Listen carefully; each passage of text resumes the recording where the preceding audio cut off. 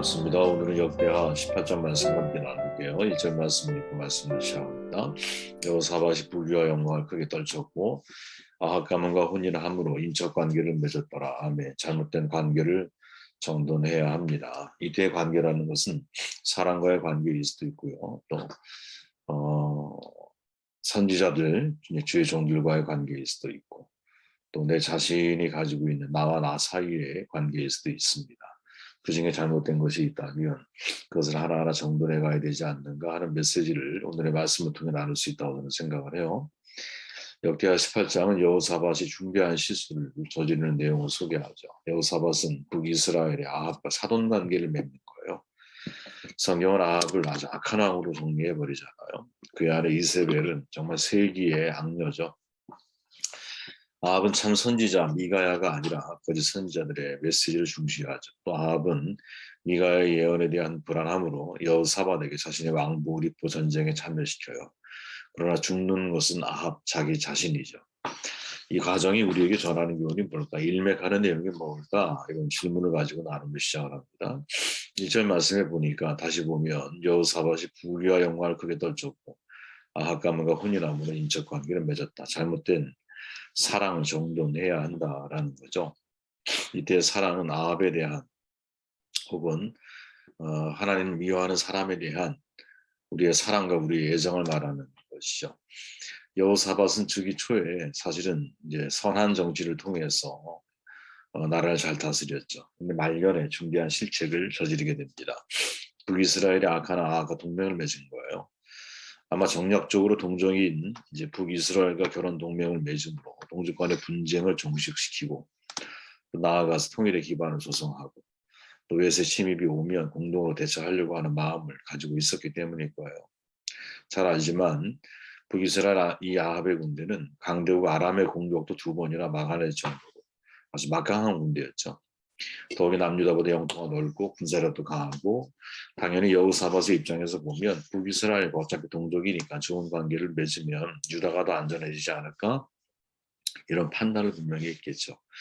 그래서 아합의 딸을 며느리로 삼으면 북이스라엘이 적어도 유다와 전쟁을 하지 않을 거라는 일종의 보험을 드는 마음으로 이런 계산된 마음으로 결혼 동맹을 맺었던 것 같아요. 그러나 결혼 동맹은 유다 왕국의 이제 우상 숭배와 전쟁을 초래한 아주 비극적인 결과를 맞게 되죠. 이게 항상 인간의 생각과 현실은 많이 차이가 있을 수 있다는 것을 우리에게 너무나 아주 현실적으로 보여주는 장면이 아닌가 싶어요. 이 결혼 동맹이 사실은 재앙의 시작이죠. 여호사밧 왕은 아합과 함께 전쟁에 나섰다가 실컷 이용만 당하죠. 죽을 뻔해요. 물론 하나님이 정말 계획이 있으셔서 변장은 여호사밧에게 시키고 아합이 변장을 했지만 우연히 쏜 화살이 바로 아합에게 맞게 되면서 아합이 오히려 죽음을 당하게 되죠. 또 여호사밧의 아들 여호람은 아내 아달랴의 영향을 받거든요. 아달랴는 아합과 이세벨의 딸인데 이세벨보다 더하면 더했지 덜하지 않는 여인이었죠. 아주 악한 여인이었어요. 이 아달랴의 영향을 받아서 유다 왕이면서 이스라엘 열 왕이 북이스라엘의 왕의 그 악행을 본받아가며 살게 되죠. 훗날 그가 블레셋과 아라비아 사람들부터 공격을 받아 왕국의 모든 재물을 빼앗고 또 자기 아들들 막내 아들 아하시아를 제외하고는 다 죽임을 당하잖아요. 여호람 자신도 창자에 고치지 못할 병이 들어 죽죠. 죽은 뒤에 왕실의 묘실에 장사되지도 못해요. 얼마나 비극적인 일이에요. 그리고 여호람과 아달랴 사이의 아들, 막내 아들 아하시아 하나만 살아남았는데 이제 엄마의 영향을 그대로 받아요. 그래서 아합의 집같이 악을 행하게 되죠. 하나님이 너무나 싫어하는 그런 인간관계가 그리고 여호사밧을 통해서 이루어지고 있는 거죠. 저는 이것이 우리에게 전하는 메시지가 있다고 봐요. 하나님이 싫어하는 인간관계 잘 정리해야 한다는 거죠.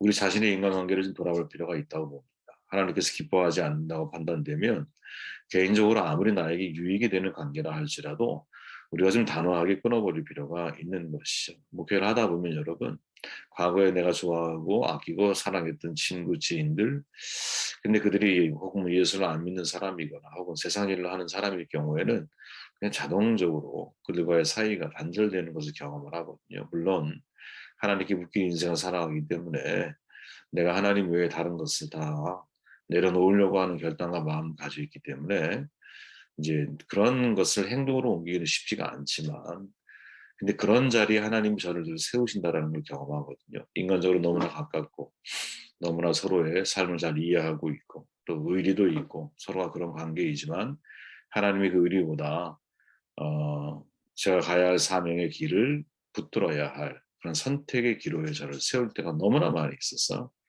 사실 너무나 많이 있었습니다. 물론 또 어떤 분들의 입장에서는 그런 모든 인간관계도 잘 맺어야 되지 않을까라고 제안하실 수도 있겠죠. 근데 이거는 그분과 저 사이의 문제가 아니라 하나님과 저 사이의 문제인 거죠. 하나님이 제게 이걸 원하지 않는구나 하면 정돈을 해야 하는 게 저는 맞다고 생각을 해요. 지금까지는. 예후가 이 여호사밧의 실책에 대해서 이렇게 말하잖아요. 왕이 이제 악한 자를 돕고 여호와를 미워하는 자들을 사랑하는 것이 옳으니까 그러므로 여호와께로부터 진노하심이 왕에게 임하리이다. 바로 다음 장에 가면 이런 말씀이 나오고 아주 준엄하게 꾸짖고 있죠. 여러분 예수님은 원수를 사랑하라고 말씀하시잖아요. 근데 여기에 보면 여호와를 미워하는 자를 사랑하는 것이 옳으니까 우리의 원수라고 하면 사실 하나님을 미워하는 사람일 확률이 높지 않을까요? 도대체 이 말씀을 어떻게 우리가 받아들여야 될까? 서로 상반된 말씀처럼 들리기도 하잖아요. 악한 자를 돕고 여호와를 미워하는 자를 사랑하는 것. 근데 가만히 이 말씀을 묵상하다 보면 이거는 지금 차원이 다른 말이라고 봐요. 원수를 사랑하는 것은 긍휼함을 베푸는 거죠. 그죠? 용서하려고 하는 주님의 마음을 품고 사람들을 대하려고 하는 거죠. 그러나 원수를 사랑하는 것과 원수와 결혼하는 것은 다른 문제인 거죠. 그죠? 내가 원수와 결혼했다라고 하는 것은 그 사람과 같은 길을 걸어가겠다라는 결심이잖아요. 하나님께서 미워하는 자를 우리가 사랑하기를 원하지 않죠. 저는 이거를 정말 이제 살면서 보니까 너무 이거를 제가 뼈저리게 느끼게 돼요. 하나님이 미워하는 자를 우리가 사랑하고 그와 결혼하기를 원하지 않아. 그와 함께 동거하기를 원하지 않아. 우리는 항상 하나님의 한 편이 되어서 하나님 미워하는 거 나도 미워할 줄 알아야 되고 하나님을 사랑하는 거 나도 사랑할 줄 알아야 되는 것이죠. 하나님께서 미워하는 것을 사랑한다면 오히려 내가 하나님을 거역하는 자가 되잖아. 나와 함께 하지 않는 자는 나를 해치는 자니라. 이 말씀을 기억해야 하거든요. 그러니까 내가 원수를 사랑하는 것과 원수와 동맹, 결혼 혹은 뭐 결혼 동맹 이걸 맺는 것은 완전히 차원이 다른 말이라는 거예요. 원수는 불쌍히 여겨야 되죠. 가능한 용서해야 되죠. 그러나 내가 원수와 함께 동거하며 원수의 입장에서 하나님을 대적할 필요는 절대 없다라는 거죠. 하나님이 미워하는 것 우리도 미워할 필요가 있는 거예요. 하나님이 원치 않는 인간관계 과감하게 끊을 필요도 있는 것이죠. 왜? 이게 훗날 여호사밧 이후에 여호람, 아하시아 모든 자기 후손들에게 너무너무 잘못된 악영향을 미치게 되잖아요. 내 손에서 끊었어야 되는 거죠. 그죠? 4절 말씀 읽어볼게요. 여호사밧이 쭉 읽어보면 하나님이 그 성읍을 왕의 손에 붙이시리이다 하더라. 아멘. 이렇게 말하죠. 거짓말입니다. 이 말은.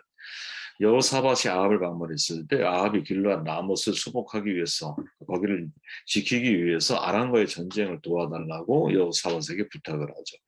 근데 여호사밧은 영적인 감각이 있으니까 참된 선지자를 요구를 해요. 미가야가 부름을 받아요.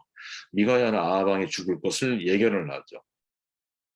그리고 이로 말미암아 벽상이 편안해질 거라고 예언을 해요.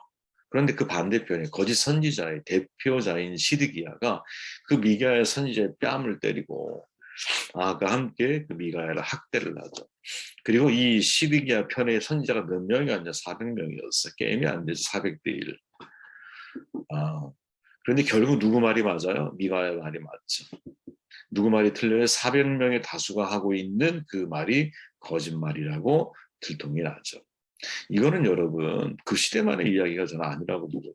지금도 사실은 우리가 하나님 말씀에 대한 분별력을 갖추지 못하며 참 위험한 시기를 우리는 살아가고 있다고 봐요. 왜?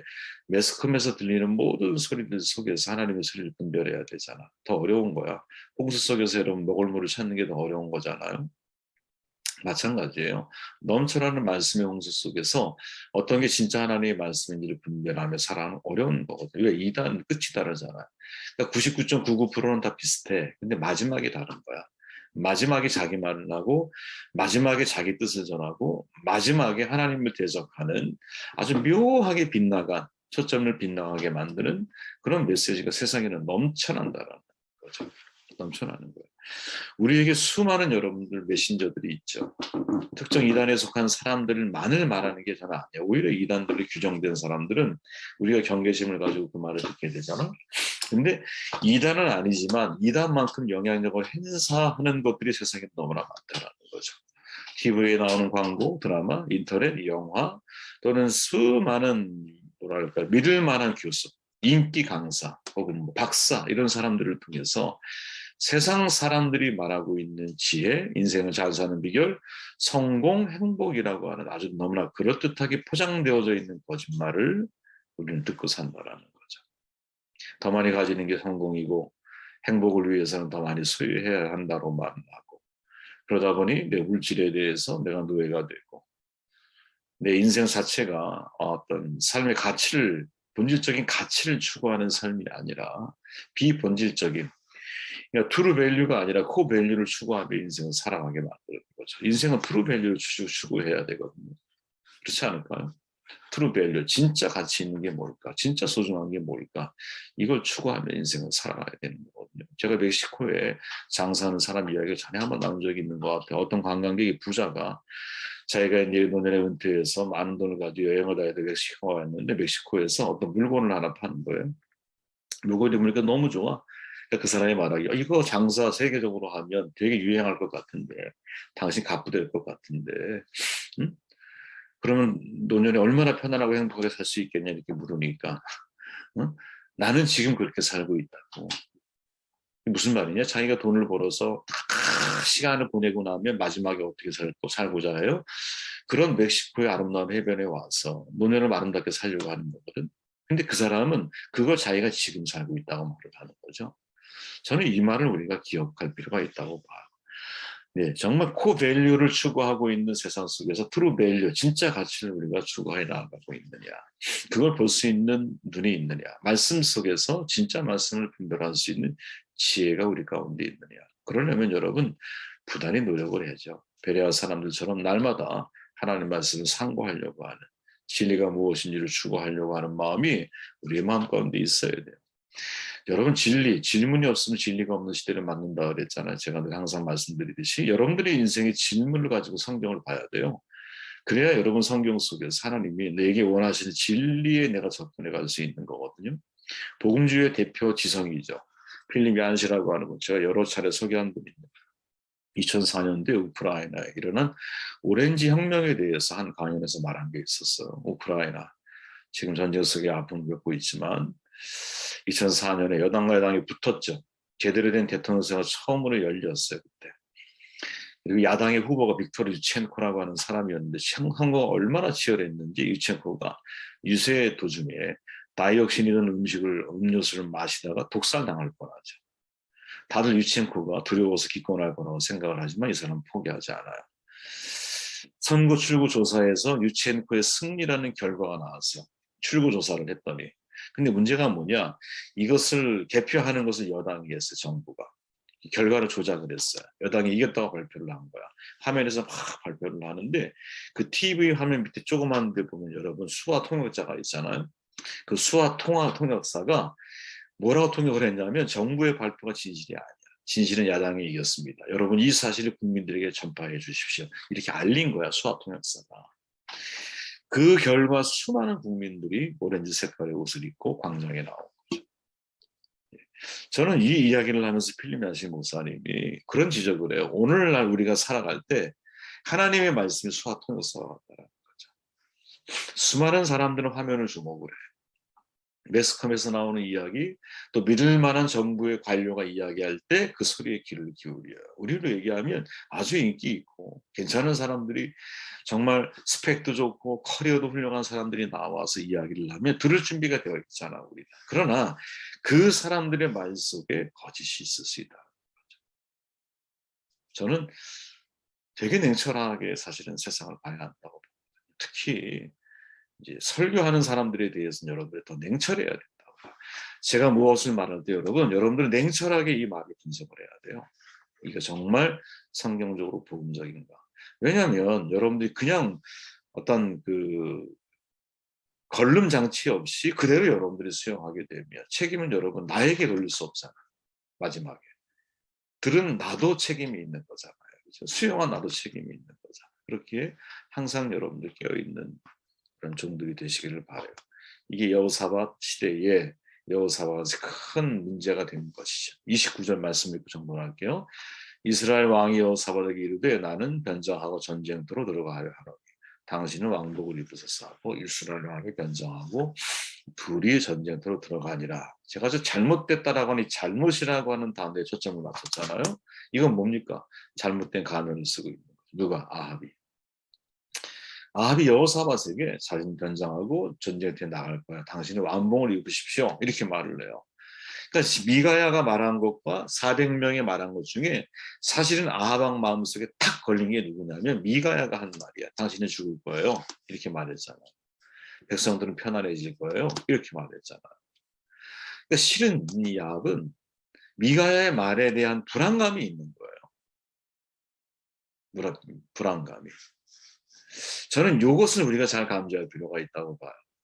내가 좋아하는 말을 해주는 사람이 있죠. 근데 진짜 내 마음속을 긴장시킨 것은 누구냐면 내 마음의 진심을 터치하는 사람이 말이 나를 이렇게 불안하게 만들고 뭐랄까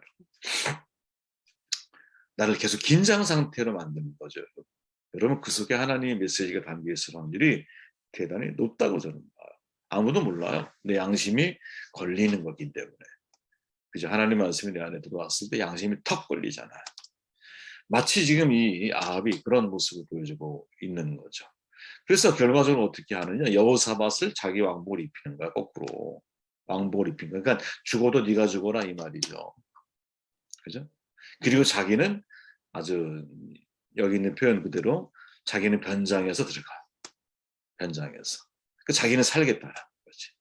근데 결과가 어떻게 되느냐? 32절에 보니까 병거의 지휘관들이 그가 이스라엘 왕이 아님을 여호사밧을 말하는 거 추격을 그치고 돌아갔어. 근데 우연히 한 사람이 활을 당겨 쐈는데 그게 아합의 솔기에 정확하게 박힌 거예요. 그리고 결국 누가 죽어요? 그 아합 왕이 죽음을 당해요. 정말 한편에 잘 짜야지 각본 같지 않아요.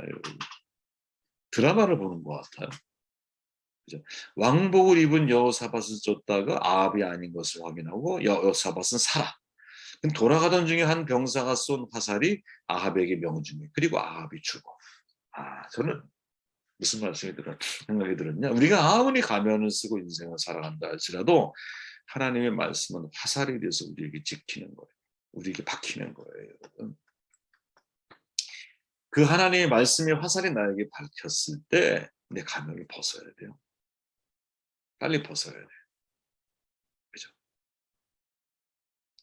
저는 아합이 여러분, 이제 우리가 인생을 살아갈 때 쓰고 있는 가면이 무엇인지에 대한 중요한 질문을 던져주고 있다고 봐요.